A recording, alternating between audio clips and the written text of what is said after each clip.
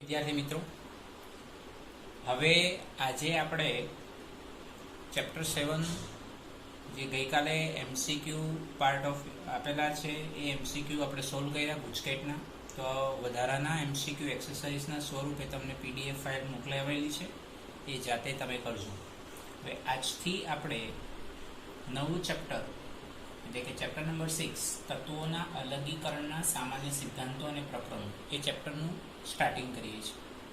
તો વિદ્યાર્થી મિત્રો, હવે ધ્યાન રાખો કે આ જે ચેપ્ટર છે એ ચેપ્ટરનું વેઇટેજ બોર્ડની અંદર 5 માર્ક્સનું છે. એટલે એમાં જનરલી 3 માર્કના એમસીક્યુ અને 2 માર્કનો એક પ્રશ્ન આપણને પૂછાય છે. કોઈક વખત એવું પણ ચેન્જ કરે કે 2 માર્કના એમસીક્યુ હોય ને 3 માર્કનો એક સવાલ હોય, એવું પણ બની શકે. તો હેડિંગ જે આપેલું છે તત્વોનું અલગીકરણ, એટલે આના વિશેની થોડી ઘણી માહિતી તમે અગાઉ 10મા ધોરણમાં શીખીને આવેલા છે. એટલે તત્વો જનરલી આપણને શામાંથી મળી આવે, તો એ ખનિજમાંથી મળી આવે, એની પ્રોસેસ કરવામાં આવે અને કેવી રીતે, તો એને આપણે ડિટેલમાં સમજીએ. તો ધાતુઓનું પ્રાપ્તિ સ્થાન, આપણો મેઇન ટોપિકનું સ્ટાર્ટિંગ આપણે અહીંયાથી કરીએ.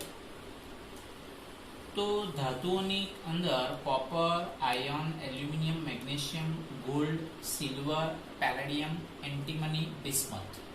ફરી પાછું કોપર, એફી, aluminium, magnesium, aluminium, gold, silver, palladium, antimony અને બિસ્મથ જેવી ધાતુ અને કાર્બન, સલ્ફર, હિલિયમ તેમજ અન્ય જે નિષ્ક્રિય વાયુ છે એ કુદરતમાં મુક્ત સ્વરૂપે મળી આવે. સમજો, કુદરતમાં મુક્ત સ્વરૂપે મળી આવે, જ્યારે બીજા સંયોજિત સ્વરૂપે મળી આવે. એટલે આના સિવાયના જે તત્વો છે એ પછી આ તમારી પાસે ધાતુ છે, જ્યારે આ તમારા અધાતુ છે. તો આના સિવાયના જે અન્ય તત્વો છે એ સંયોજિત સ્વરૂપે આપણને પ્રાપ્ત થઈ આવતા જોવા મળે. તો હવે પછીનો જે પોઈન્ટ છે એને બરાબર ધ્યાનમાં રાખીશું, જે આપણે એમસીક્યુમાં અવારનવાર બોર્ડમાં ગુજકેટમાં પૂછાય છે. તો કે ભાઈ, પૃથ્વીના પોપડામાં મળી આવતા તત્વો, જોજો હવે તત્વોને આપણે 2 ભાગમાં વહેંચવાના છે, એક તો ધાતુ અને અધાતુ. તો પહેલા 2 પોઈન્ટ છે એ અધાતુ માટે છે, કે પ્રથમ ક્રમે ઓક્સિજન વજનથી 46.6% સ્વરૂપે મળી આવે, અધાતુ જેવું ઓક્સિજન અધાતુ છે. અને દ્વિતીય ક્રમે સિલિકોન, એટલે કે સિલિકોન એકચ્યુઅલી ખરેખર અર્ધધાતુના પાર્ટમાં આવે, પણ આપણે અહીંયા અધાતુ તરીકે વિચારીએ તો દ્વિતીય ક્રમે સિલિકોન વજનથી 27.7% સ્વરૂપે મળી આવે. હવે આ અધાતુની વાત થઈ ગઈ તત્વોમાં. તો ધાતુમાં કોણ આવશે? તો કે ભાઈ, ધાતુમાં દ્વિતીય ક્રમે આયર્ન વજનથી 4.7% અને તૃતીય ક્રમે એલ્યુમિનિયમ વજનથી 8.3% ના સ્વરૂપે પૃથ્વીના પોપડામાં આ બધા એલિમેન્ટ્સ આપણને મળી આવતા જોવા મળે. વિદ્યાર્થી મિત્રો, આ આપણને પોઈન્ટ એમસીક્યુના સ્વરૂપે ખૂબ અગત્યનું છે. તો હવે એવું વિચારવાનું થાય કે ભાઈ, આ તત્વો આપણને ક્યાંથી મળી આવે? એ ખનિજમાંથી મળી આવે. તો કે ભાઈ, ખનિજ શું છે? તો કુદરતમાંથી મળી આવતો એવો પદાર્થ જે પૃથ્વીના પોપડામાં સમાયેલો હોય અને એને ખોદીને બહાર કાઢવામાં આવે. કુદરતમાં મળી આવતો પદાર્થ જે પૃથ્વીના પોપડામાં સમાયેલો હોય અને તેને ખોદીને બહાર કાઢવામાં આવે, તો એને આપણે શું કહીશું? ખનિજ તરીકે ઓળખાવીશું. તો ત્યાર પછી બીજી એક ડેફિનેશન છે કાચી ધાતુ અથવા અયસ્ક, એને ઓર પણ કહેવાય. આ બંને શબ્દો યાદ રાખવાના છે. તો આ જે ખનિજ છે એમાંથી સારા પ્રમાણમાં જો ધાતુ મેળવી શકાતી હોય તો એને કાચી ધાતુ અથવા અયસ્ક કહેવાય. એટલે જે ખનિજ છે એ ખનિજમાં, દરેક ખનિજમાંથી ધાતુ મળી આવે એવું જરૂરી નથી, બરાબર છે. જેમાં મેક્સિમમ પ્રમાણમાં ધાતુ મળી આવતી હોય તો એ ખનિજમાંથી જે મેક્સિમમ પ્રમાણમાં ધાતુ મળી આવે એને શું કહેવાય? કાચી ધાતુ અથવા અયસ્ક કહેવાય. ત્યાર પછી વિદ્યાર્થી મિત્રો, આ મુદ્દો આપણે યાદ રાખીશું એમસીક્યુ માટે, કે બધી જ અયસ્ક એ ખનિજ છે. એટલે કાચી ધાતુ આપણને ખનિજમાંથી મળી આવે, પરંતુ બધી જ ખનિજ અયસ્ક નથી. એટલે આપણે અહીંયા સ્પષ્ટ કરી દીધું કે જે તે ખનિજ છે એ દરેક ખનિજમાંથી જ ધાતુ મળી આવે એવું જરૂરી નથી. મેક્સિમમ પ્રમાણમાં જે ધાતુ મળી આવે તો આપણે એને કાચી ધાતુ કહેવાય. પરંતુ કોઈક વખત અશુદ્ધિ પણ હોય તો એને આપણે ગેંગ તરીકે ઓળખાવી શકાય. તો આના માટેના આ સેન્ટેન્સ માટે ઉદાહરણ આપેલું છે જુઓ કે ભાઈ એલ્યુમિનિયમ સિલિકેટ છે એમાંથી એલ્યુમિનિયમ મેળવવું વ્યવહારિક નથી. સરળતાથી આપણે એલ્યુમિનિયમ સિલિકેટમાંથી ન મેળવી શકાય, પરંતુ બોક્સાઇટમાંથી એલ્યુમિનિયમ સારા પ્રમાણમાં મેળવી શકાય. તો કે ભાઈ બોક્સાઇટ એ કાચી ધાતુ છે, કેમ? તો કે ભાઈ એમાંથી એલ્યુમિનિયમ સારા પ્રમાણમાં મેળવી શકાય. તો એટલા માટે આપણે આ મુદ્દો ધ્યાનમાં રાખીશું કે ભાઈ બધી જ અયસ્ક ખનિજ છે, પરંતુ બધી ખનિજ અયસ્ક નથી. એટલે આ ખરેખર આ ખનિજ એ અયસ્ક ન કહેવાય એલ્યુમિનિયમ સિલિકેટ, કારણ કે એલ્યુમિનિયમ એમાંથી સરળતાથી મળતો નથી. તો આ મુદ્દો એક ધ્યાનમાં રાખીશું. ત્યાર પછીનો એક પોઈન્ટ આપેલો છે કે કાચી ધાતુમાંથી ધાતુ મેળવવા માટે ઓક્સાઇડ ખનિજોને વધારે પસંદ કરાય છે. વિદ્યાર્થી મિત્રો, તો ઓક્સાઇડ ખનિજો કઈ હોય તો એને આપણે કોષ્ટકના સ્વરૂપે શીખવાના છે. તો કાચી ધાતુમાંથી ધાતુ મેળવવા માટે ઓક્સાઇડ ખનિજો વધુ પસંદ કરાય. દાખલા તરીકે ભાઈ Fe2O3 છે, Fe3O4 છે. એવું કેમ? તો એનું કારણ એ છે કે ભાઈ સલ્ફાઇડ યુક્ત જે ખનિજ છે, દાખલા તરીકે ભાઈ ZnS છે, PbS છે, ZnS માંથી ઝિંક અને PbS માંથી લેડ ધાતુ મેળવવી સરળ નથી. કેમ? કારણ કે એ સલ્ફાઇડ ખનિજનું આપણે દહન કરીએ ત્યારે વાતાવરણમાં SO2 વાયુ પ્રવેશે, એ વાતાવરણને પ્રદૂષિત કરે અને એનું રિડક્શન કરવું પણ મુશ્કેલ છે. આથી એલ્યુમિનિયમ માટે બોક્સાઇટ અને આયન માટે હિમેટાઇટ જેવી ઓક્સાઇડયુક્ત ખનિજ પસંદ કરાતી જોવા મળે. તો આ મુદ્દો બી આપણે ધ્યાનમાં રાખીશું. એટલે આ બધા શરૂઆતની ડેફિનેશન, બધી વિગતો ખૂબ અગત્યના છે, ધ્યાનમાં રાખો. ત્યાર પછી ગેંગ ડેફિનેશન છે, એક વ્યાખ્યા છે. આપણે અહીંયા વાત કરી કે ભાઈ બધી જ ખનિજમાંથી કાચી ધાતુ જે મેક્સિમમ પ્રમાણમાં ધાતુ મળી આવે એવું જરૂરી નથી. તો એને ગેંગની ડેફિનેશન શું કીધી? જો કાચી ધાતુમાં મેળવવાનું તત્વ એકલું જ ન હોય પણ અનિચ્છનીય તથા કેટલાક ભૂમિય પદાર્થો જેને અશુદ્ધ કહી શકાય તેવા હોય છે, જેને શું કહેવાય? ગેંગ કહેવાય છે. આ ધ્યાનમાં રાખીશું. કાચી ધાતુમાં મેળવવાનું તત્વ એકલું જ ન હોય પરંતુ અનિચ્છનીય તથા કેટલાક ભૂમિય પદાર્થો જેને અશુદ્ધ કહી શકાય તેવા હોય, જેને ગેંગ તરીકે ઓળખવામાં આવે છે. ત્યાર પછી આ સૌથી મોસ્ટ ઇમ્પોર્ટન્ટ ડેફિનેશન ધાતુ કર્મવિધિ કે ભાઈ કાચી ધાતુમાંથી વૈજ્ઞાનિક અને ઔદ્યોગિક પ્રક્રમોનો ઉપયોગ કરી ધાતુનું અલગીકરણ કરવાની જે પ્રક્રિયા છે તેને ધાતુ કર્મવિધિ કહેવાય. જોજો, કાચી ધાતુમાંથી વૈજ્ઞાનિક અને ઔદ્યોગિક પ્રક્રમ એટલે પદ્ધતિ, એનો ઉપયોગ કરીને આપણે ધાતુનું અલગીકરણ કરી શકાય, તો એવી પ્રોસેસને આપણે ધાતુ કર્મવિધિ તરીકે ઓળખાવી શકાય. જે આ ચેપ્ટરનું મેઇન હેડિંગના જે પાર્ટમાં છે એના માટેની ડેફિનેશન. ત્યાર પછી આપણે અહીંયા જે વાત કરી કે ભાઈ બોક્સાઇટ જે ખાસ કરીને એલ્યુમિનિયમ છે, તો ભાઈ બોક્સાઇટ એલ્યુમિનિયમ એમાંથી મળી આવે. તો એ સિવાય એલ્યુમિનિયમની મુખ્ય ખનિજોમાં અબ્રખ અને ચિનાઈ માટીનો બી સમાવેશ થાય. તો આપણે એના સૂત્રો બી આપણે શીખવાના છે હમણાં. એલ્યુમિનિયમની મુખ્ય ખનિજોમાં અબ્રખ અને ચિનાઈ માટીનો સમાવેશ થાય. હવે કેટલાક જેમસ્ટોન એટલે પથ્થર એમ કહીએ તો ચાલે, એ એલ્યુમિનિયમના અશુદ્ધ સ્વરૂપ છે. વિદ્યાર્થી મિત્રો, આ મુદ્દો ખૂબ અગત્યનો MCQ માટે. તો કે ભાઈ એ જેમસ્ટોન કોણ છે? તો કે ભાઈ એક માણેક છે, એક નીલમ છે. તો કે ભાઈ માણેકમાં સાની અશુદ્ધિ હોય તો ક્રોમિયમની, અને નીલમમાં સાની અશુદ્ધિ હોય તો કોબાલ્ટની.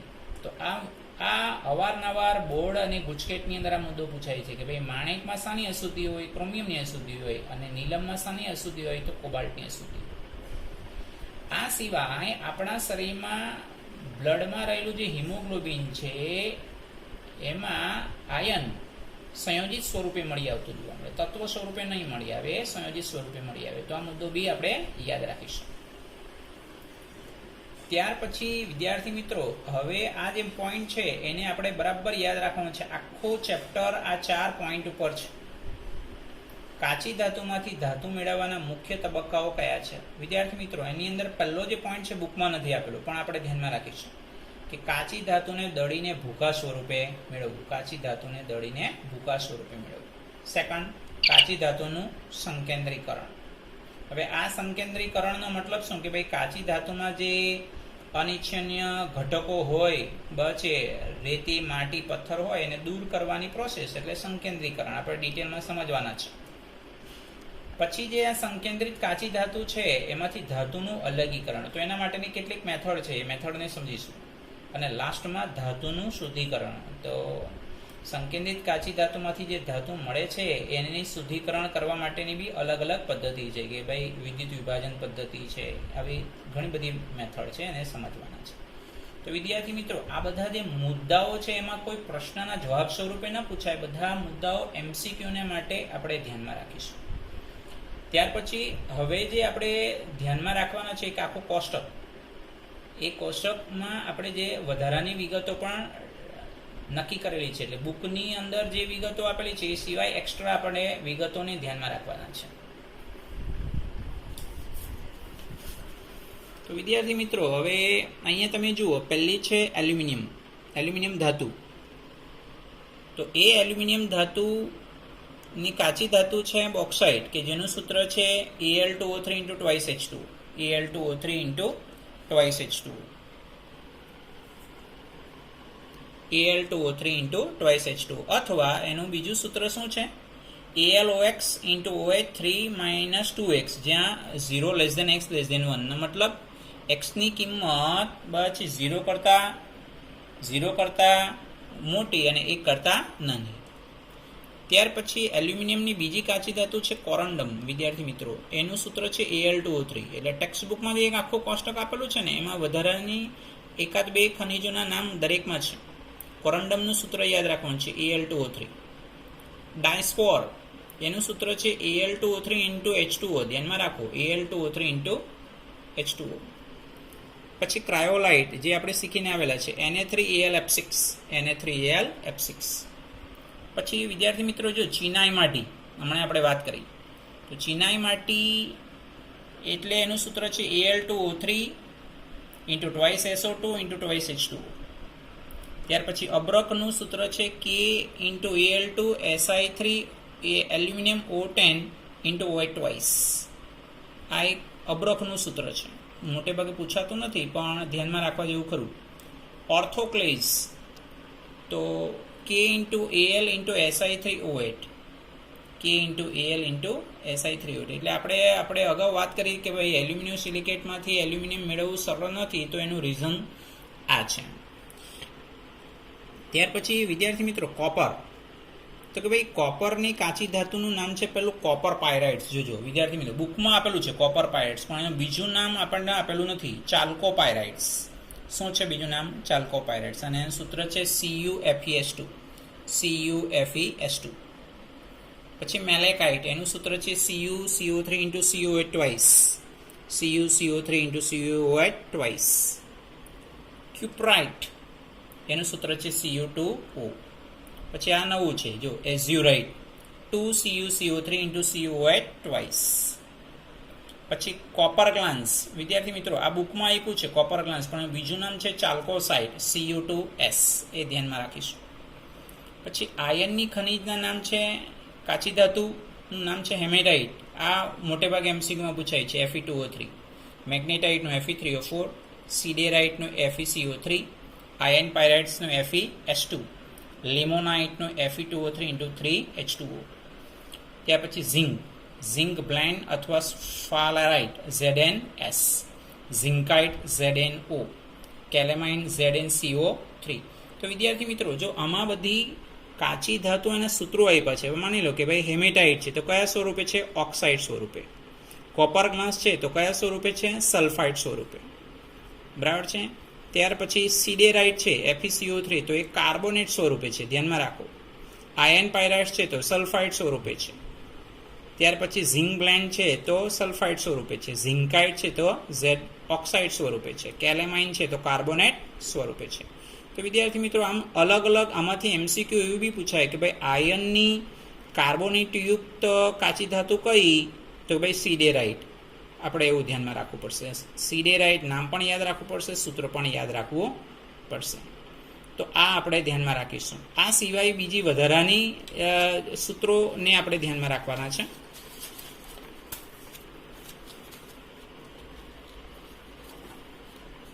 જો એમાં ઓક્સાઇડ આપણે જેમ કે હમણાં મેન્શન કર્યું છે તે પ્રમાણે અયસ્યકના પ્રકાર.